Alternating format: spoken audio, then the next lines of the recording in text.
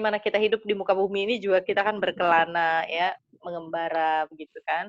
Nah, di dalam pengembaraan kan sebagaimana kita tahu bahwa, pernah seorang filsuf itu kan yang, namanya sangat terkenal Plato itu dia mencari ilmu terkait dengan, sesuatu yang sangat universal ya, sesuatu yang sangat besar, sesuatu yang sangat agung, sesuatu yang sangat anugerah gitu kan, tentang cinta gitu sampai dia berjalan sebagaimana dia melakukan perjalanan gitu kan.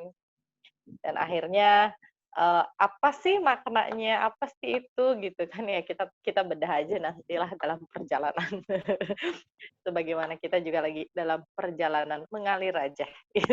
Oke. Oke, Bu Irma, selama perjalanan menuju Jogja atau ya di antara perjalanan di Jogja, apa yang sudah Anda temukan?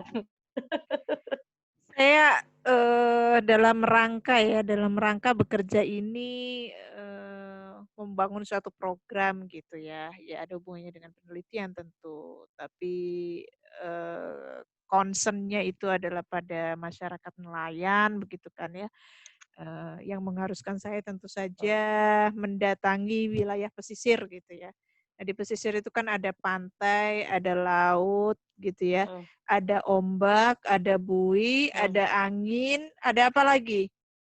Nah, berkaitan dengan pengembaraan saya, pengembaraan, pengelanaan saya gitu kan, yang saya lakukan beberapa hari ini gitu, itu ada kata-kata yang ya, bagus yang dikatakan oleh Khalil Gibran berkaitan dengan mmm, apakah apakah yang disebut dengan abadi dan mmm, apakah yang disebut dengan sesuatu yang musnah, kan gitu. mhm, mmm, Dia dia berkata begini, "Aku berjalan selalu di pantai ini, mmm, di antara pasir dan buih. mmm, Air pasang, ketika ia datang, maka ia bakal menghapus jejakku. mmm, Dan angin kencang menyembur, menghilangkan buih menjadi putih. Namun, lautan dan pantai ini akan selalu tinggal karena ia bersifat abadi." Jadi oke. ada yang hilang dan ada yang tinggal gitu kan. Ada yang datang, ada yang hilang, Ada yang ada yang datang, menetap. kemudian dia pergi, hilang, musnah aja, musnah gitu ya, musnah. Yaitu apa tadi yang hilang? Yang hilang itu adalah dia berjalan kan, berjalan di Mhm, menyusuri pantai itu. jejak Kemarin ya, kemarin juga saya menyusuri pantai, hari ini juga gitu ya. mmm, Nah, yang mhm, hilang itu adalah jejak-jejaknya di pasir. Dan itu iya, hilangnya cepet apa enggak? Itu kan sesuai heeh, dengan ombak yang datang kan? Katakanlah ombak ombak yang datang per sekian detik ya, katakanlah 1 menit sekali mhm, dia ombak itu datang pasang gitu ya, pasang. Ketika dia pasang, air pasang, maka dengan otomatis jejaknya langsung terhapus di pasir itu, karena pasirnya menjadi basah yang awalnya misalnya putih ketika dia, berjalan itu ya. Berarti kan cepat sekali dia hilangnya.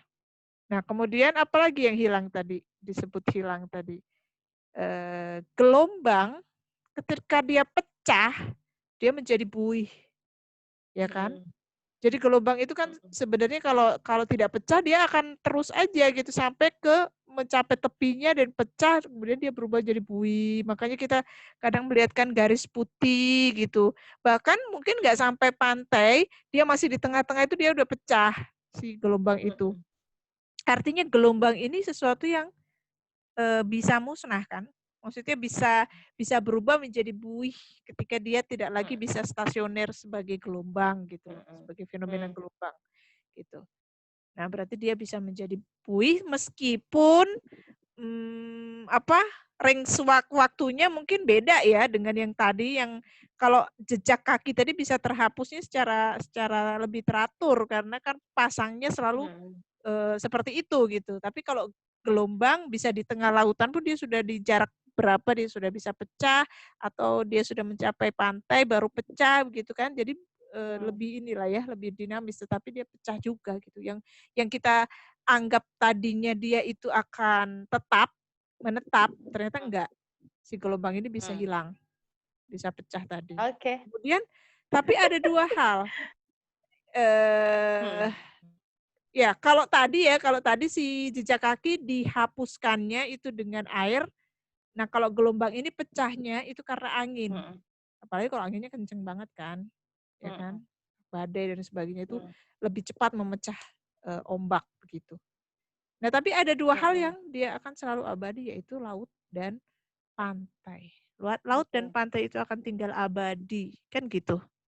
Nah, jadi apa sebenarnya yang abadi dan apa sebenarnya Mhm. musnah? Kalau dari sisi Mhm. yang tadi universal, bisa nggak dikaitkan Mhm. dengan itu? Nah, nggak, harus mikir dulu ini kalau kayak gitu. Ya perasaan kan, Yang jelas ya iya rasa betul. cinta bisa nggak dia kekal?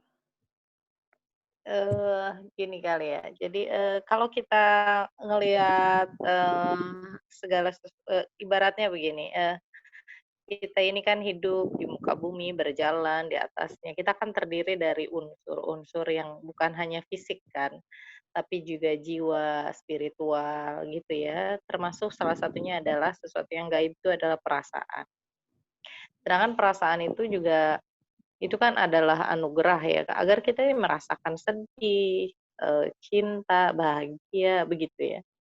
Ya termasuk juga, eee, mungkin kalau kita lihat ya, diri-diri kita, sejatinya diri kita kan sebenarnya juga sesuatu yang abadi ya, yang kekal, gitu. Tapi fisik, segala sesuatunya kan kita pasti berubah, gitu.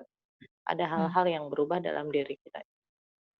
Hmm. Cuman, kalau kalau terkait dengan pantai mungkin, kan sebenarnya, gelombang juga kan terbentuk itu mungkin satu dari arus ya, terus yang kedua juga dari angin mungkin kan.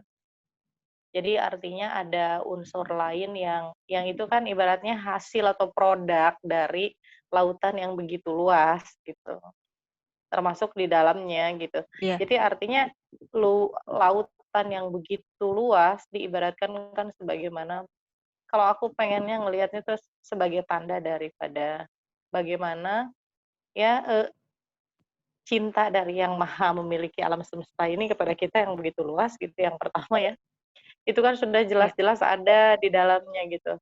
Walaupun mungkin untuk memperoleh kenikmatan, menikmati di dalamnya hasil-hasilnya kan kita perlu berjuang menghadapi gelombang yang begitu berat gitu ya. Tapi kan namanya kita manusia kan diberikan akal pikiran untuk terus melaju. Artinya akal kita tuh digunakan untuk apa? Untuk menerjang gitu kan, untuk mengendalikan gelombang itu gitu.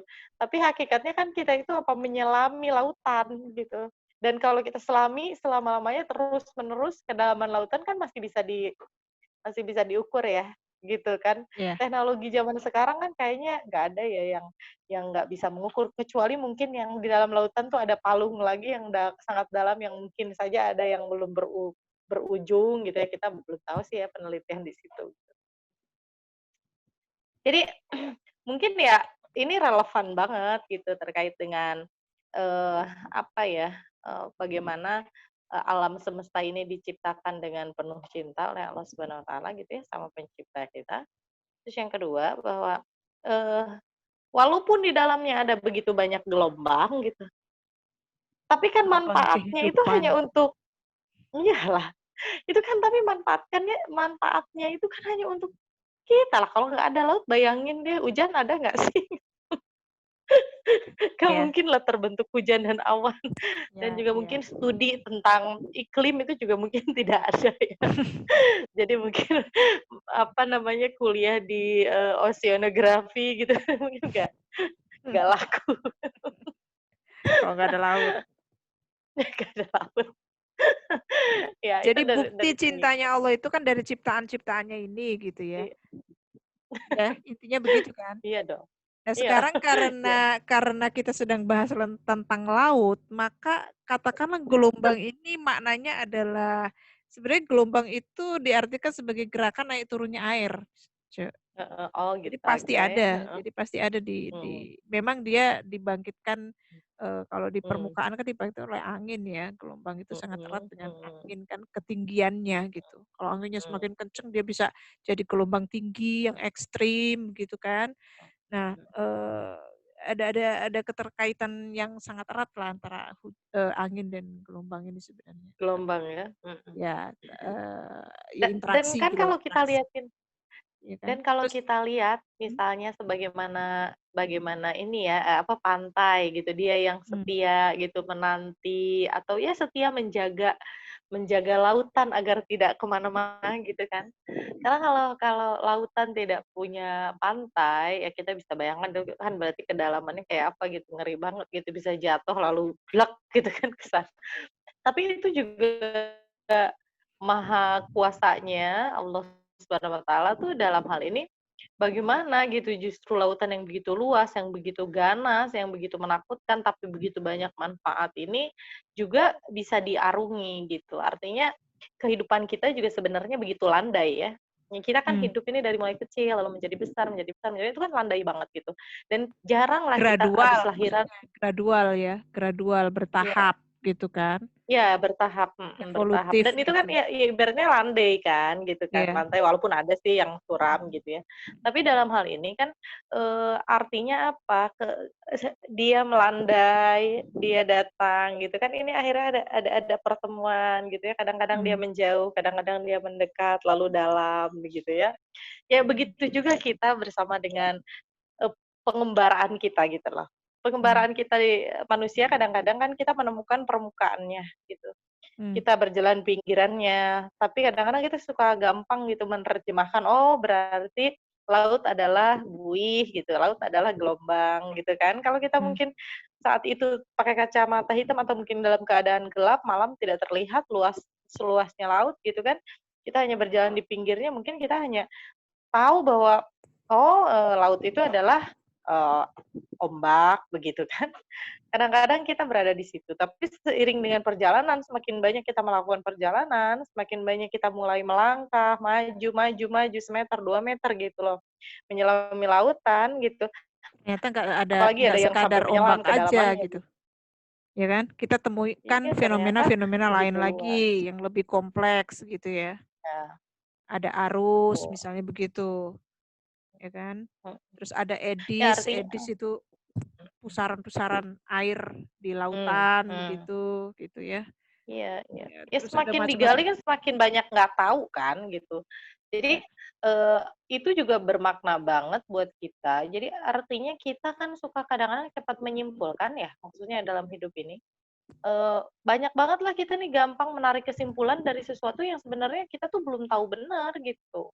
Kita mmm, baru pegang permukaannya tapi udah ujuk-ujuk gitu. Berbeda oleh mmm, karenanya waktu itu tidak bisa dibohongi gitu. Artinya mmm, mungkin ada orang yang sangat pintar, banyak membaca, banyak ini, tapi waktu waktu itu tidak bisa berbohong karena dia tuh harus melewati dulu perjalanan. Jadi perjalanan ini menempuhi, alam semesta inilah yang akan menjadikan dia ini bisa seberapa dalam menyelami gitu loh, menyelami makna gitu kan. Karena kalau sekedar informasi ya, sekedar informasi tentang alam semesta, tentang laut kan sekarang zamannya Google, zamannya mudah iya, banget gitu segala informasi diakses kan. Tapi masalahnya kan seberapa dalam kita ini memaknai segala sesuatunya gitu. Karena informasinya sama, ya kan? Terus, apa namanya, visualitasnya sama, durasinya sama, tapi setiap orang tidak beda-beda dalam hal penerimaan, gitu. Begitu juga apa yang dia yang dirasakan, gitu.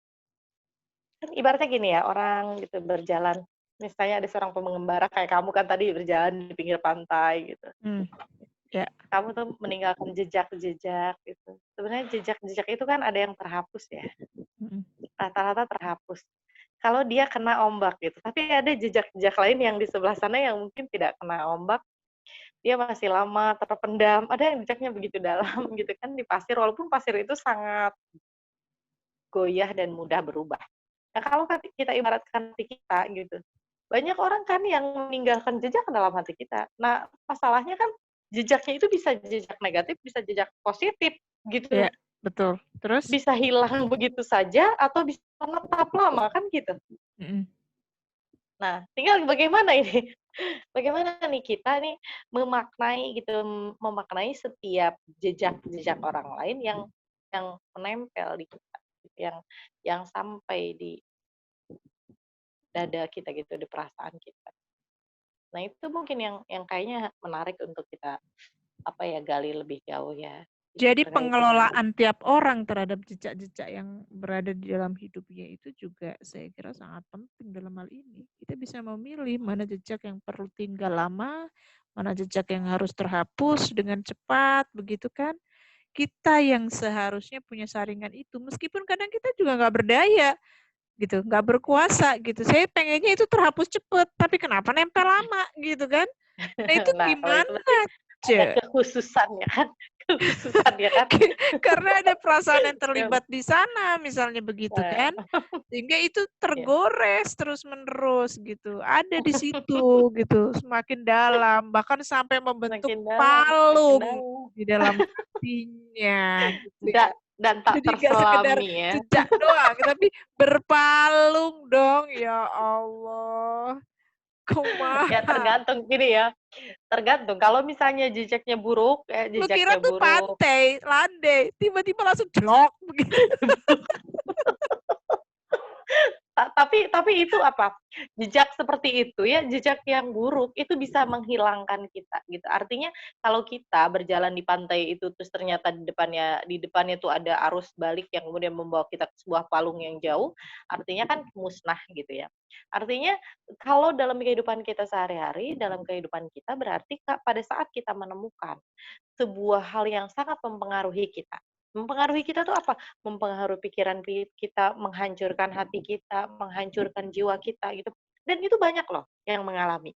Misalnya dari mana? Dari sikap, dari salah pendidikan, dari salah gitu ya, salah asuh, salah apa gitu segala macam. Dan akhirnya apa? Mereka tidak memiliki jati diri mereka sendiri, bahkan tidak menemukannya. Akhirnya tersesat gitu.